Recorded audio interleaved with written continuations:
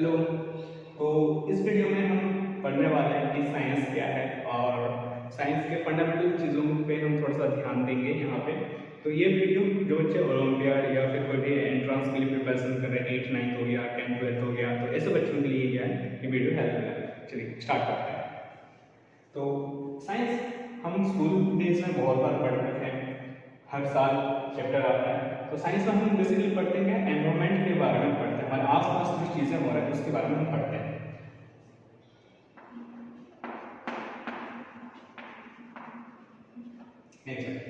तो fundamental question से start करते हैं। ज्ञान और विज्ञान डिफरेंस क्या है दोनों में?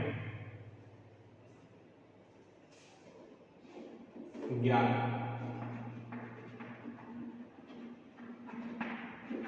एंड विज्ञान, ठीक है। तो ज्ञान क्या है? It is feeling of reality और कैसे हम फीलिंग ऑफ सच्चाई का अनुभव या फिर रियलिटी का अनुभव ही हमारा क्या है? नॉलेज है, ज्ञान है। एक जगह से दूसरी जगह तक जाने के लिए हम क्या यूज करते हैं? कौन से डिवाइस या कौन सा मशीन यूज करते हैं? व्हीकल्स, कार हो गया, स्कूटर हो गया, मोटरसाइकिल हो गया, ब्ला ब्ला ब्ला। तो ट्रांसपोर्ट के लिए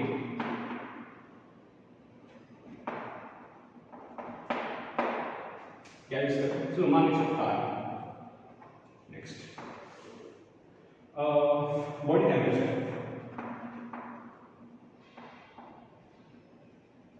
मेजरमेंट ऑफ टेम्परेचर। कहीं पे अगर टेम्परेचर को मेजर करना है हम क्या यूज करते हैं? थर्मोमीटर।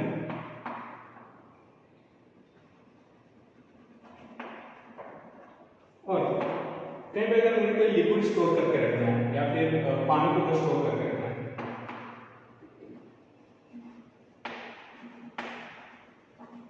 कहाँ पे रख सकते हैं? टैंक हो गया, बहुत सारे ग्लास भी हो सकते हैं और बहुत सारे यूटेंसिल्स भी हो सकते हैं। बोतल मान लीजिए। ये सब चीजें क्या है हमें पता है ना, कि ट्रांसपोर्ट करने के लिए हम कार को यूज कर सकते हैं, बॉडी टेम्परेचर को मेजर करने के लिए या फिर कोई भी टेम्परेचर को मेजर करने के लिए हम थर्मोमीटर का यूज कर सकते हैं, और स्टोर करने के लिए कोई भी लिक्विड को हम बोतल का यूज करते हैं। अगर मैं यहाँ पे बोलूँ कि बॉडी का टेम्परेचर मेजर करने के लिए हम कार को यूज करते हैं या फिर बॉडी का टेम्परेचर मेजर करने के लिए हम बोतल यूज करते हैं, पता चल रहा है ना कि ये गलत है, क्योंकि इसका ट्रूथ क्या है, ये रियलिटी क्या है, ये हमें पता है। कंफ्यूज मत होना। जो हमें पता है वो हमारे लिए क्या ट्रूथ है, सच्चाई है। अब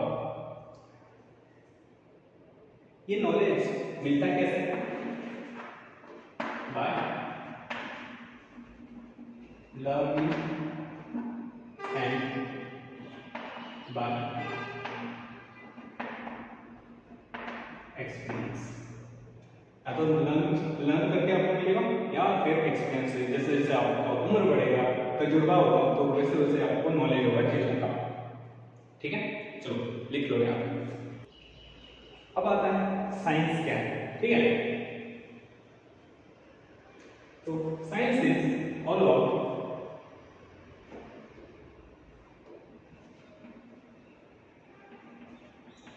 सर्चिंग ऑफ रियलिटी। हमें जो पता है उस चीज को हम क्या करते हैं? सर्च करते हैं। जैसे कि ट्रांसपोर्ट के लिए हम कार को यूज करते हैं, तो कार को ही क्यों यूज किया गया और ये कार कैसे काम कर रहा है? बॉडी का टेम्परेचर मेजर करने के लिए हम थर्मोमीटर का यूज किया, थर्मोमीटर ही क्यों यूज हुआ और थर्मोमीटर कैसे काम कर रहा है? स्टोरेज ऑफ वाटर, हम बोतल में स्टोर करके रखते हैं। चलो जैसे कि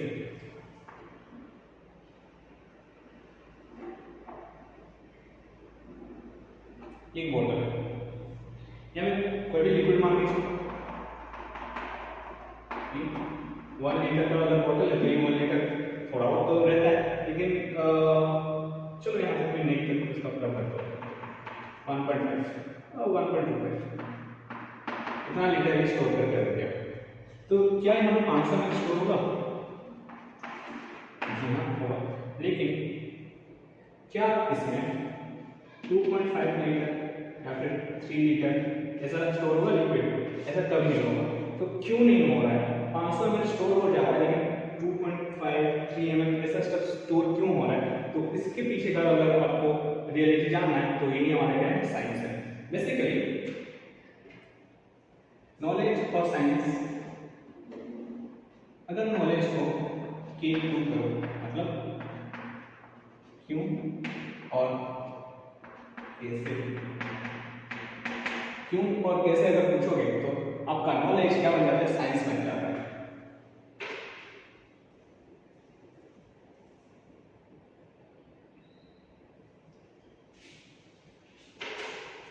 ठीक है, देन तो साइंस है क्या, डिफाइन करते हैं।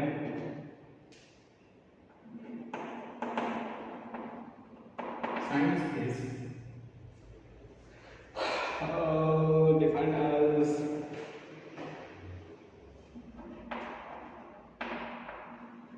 defined as the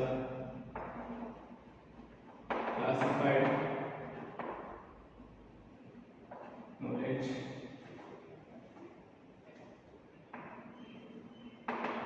which is gained by science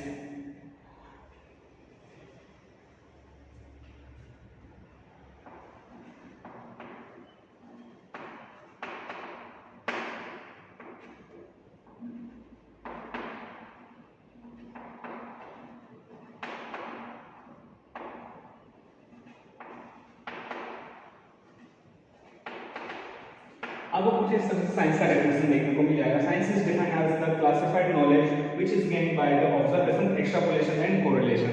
आहा, याद रखने का जरूरत नहीं है कि समझ में क्या करते हैं साइंस क्या है, सिंपल वे में चलते हैं।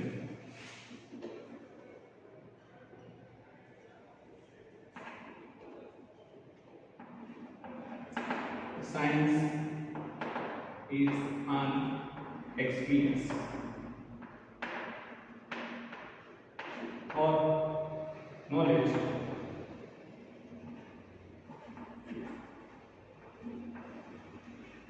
which is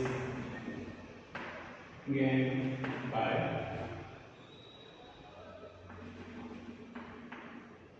observation, study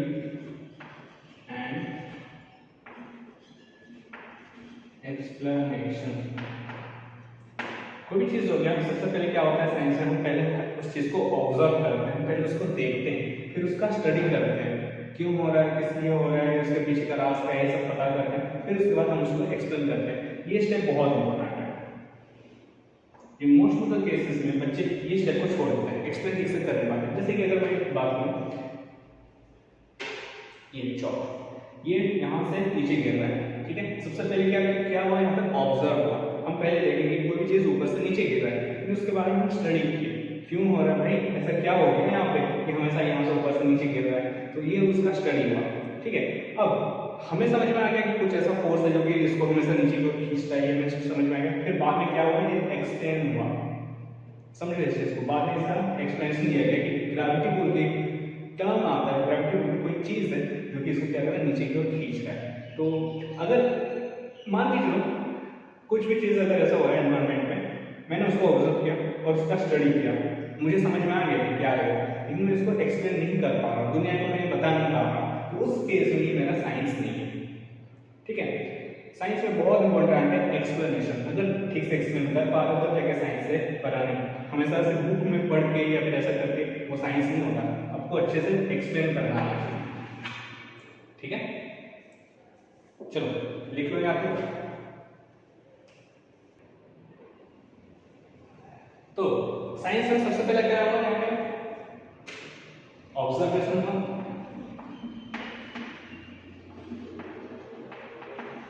जब कोई भी घटना होगा, कुछ चीज घटेगा तभी आगे तो हम उसको फिर समझेंगे, आगे प्रोसेस करेंगे। तो सबसे पहले क्या होता है, फेनोमेना।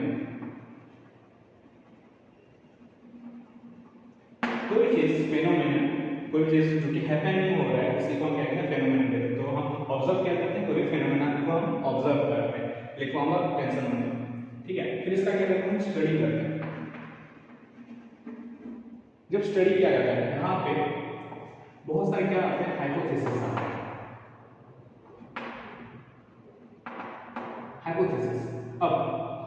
बहुत सारे ऐसे एक्सप्लेनेशन की हाइपोथेसिस के एक्सप्लेनेशन नहीं है, ठीक है। तो कुछ ऐसे एक्सप्लेनेशन जो कि हर एक केस में फिट बैठे, उसी को हम क्या कहते हैं, थ्योरी कहते हैं।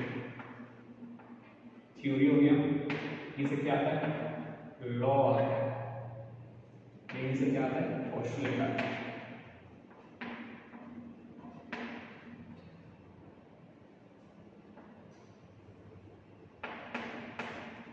तो साइंस में आपको बहुत बार ये देखने को मिलेगा, पोस्टुलेट्स, थ्योरीज, लॉज, बहुत कुछ चीजें मिलेगा, ठीक। चलिए समझने का ट्राई करते हैं कि ये सब एक्चुअली ये सब एक्सप्लेनेशन है, तो मैं क्या कह सकता हूँ, बेसिकली ये हमारे एक्सप्लेनेशन है, स्टडी में हम सबको जान सकते हैं, समझने का ट्राई करते हैं। चलो एक एग्जाम्पल से समझते हैं।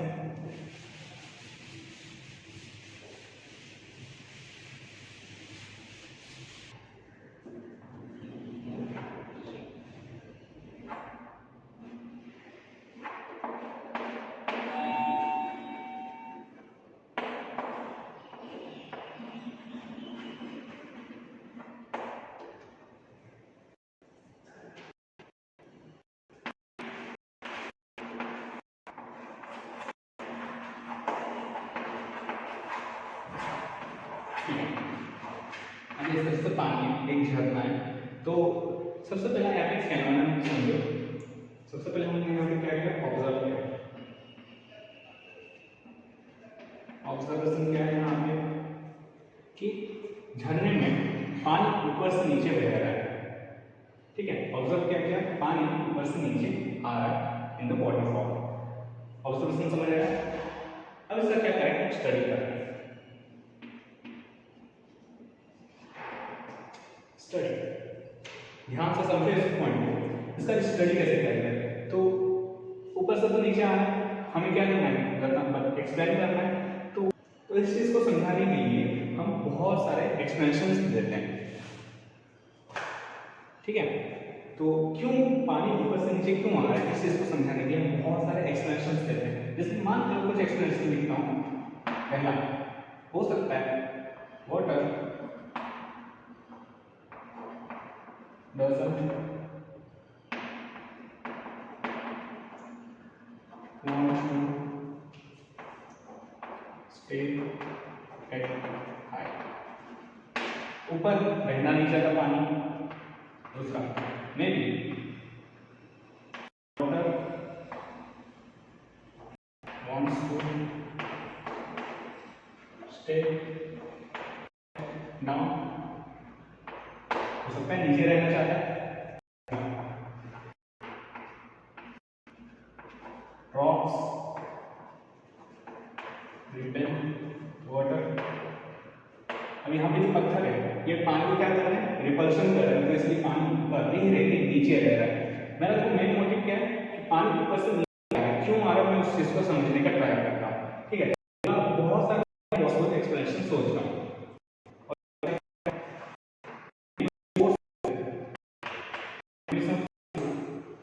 which attract water, जो भी इसको पानी को नीचे खींच रहे हैं फोर्स। और क्या कह सकता हूँ, may be some alien, some aliens are responsible.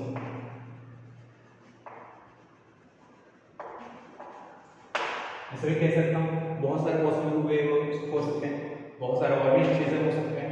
But क्या ये सब चीजें सही है, क्या ये सब चीजें सही है, ये चीज हमें पता है गलत है, क्यों, क्योंकि हमें आंसर पहले से पता है ग्रेविटी।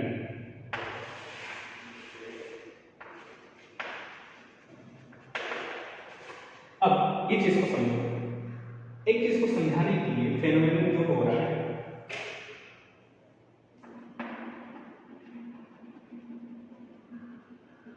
फेनोमेनन हो रहा है, पानी नीचे गिर रहा है, इस चीज को समझाने के लिए हम बहुत सारे पॉसिबल एक्सप्लेनेशन दिए, क्योंकि इस चीज को सेटिस्फाई कर रहा है ना।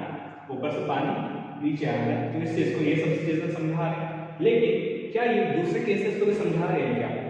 दूसरे केस को ये सब समझा नहीं रहे, तो इसलिए ये सबको क्या कह सकते हैं हम? हाइपोथेसिस कहते हैं। तो ये सब चीजें जितने क्रॉस मार्क के ये सब हैं हाइपोथेसिस।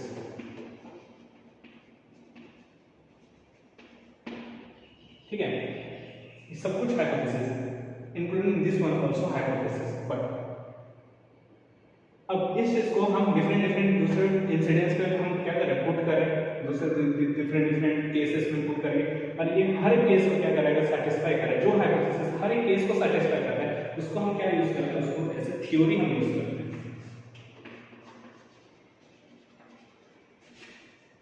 बहुत सारे हमने क्या किए? पहले हाइपोथेसिस है, हाइपोथेसिस मतलब परिकल्पना, हमने बहुत सारी कल्पनाएं की। अब वो कल्पना जो कि हर एक केस में सेटिस्फाई हो रहा है, हर एक केस को सेटिस्फाई कर रहा है, उसी को हम क्या कहते हैं? थ्योरी कहते हैं। क्लियर है? चलो, first of all some phenomena will happen in the surrounding and we start thinking about all the possible explanations about it। सबसे पहले क्या होता है? कोई भी फेनोमेनन होता है हमें सराउंडिंग में, एनवायरनमेंट में, नेचर में कुछ ना कुछ पहले फेनोमेना में कुछ घटना होता है।